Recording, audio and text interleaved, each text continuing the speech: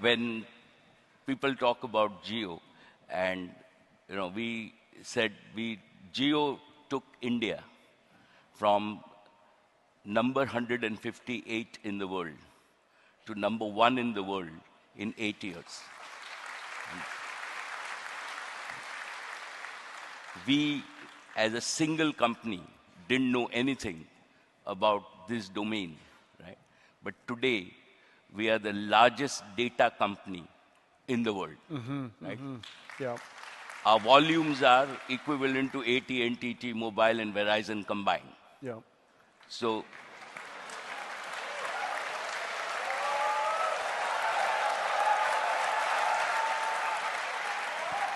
I would say size of local market is quite an advantage. but let me tell you, like, the most satisfying piece, and well, having 1.5 billion the customers best part, would do it. The best part's still coming. That's pretty satisfying. So the most satisfying piece is that as Jio, we delivered about 16 exabytes of data this year, or we will deliver this year. And the average, in the US, you pay $5 a GB. In the world average for data is about $3.50 a GB. In India, Jio delivers data at 15 cents a GB. And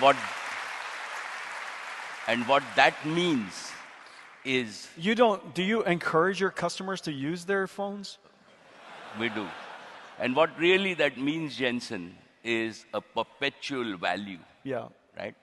That technology has delivered customer value of between $500 and $700 billion a year on year, every year, to Indians. And this is the gift of technology to the people of India.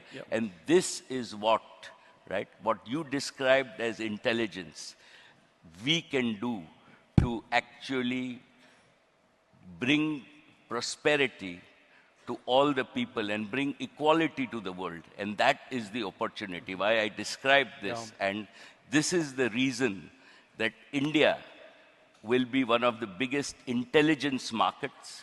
And it's not only our aspirations, but I think it is just the raw gene pool and the raw gene power that exists in India, the youth power that exists in India, that is actually going to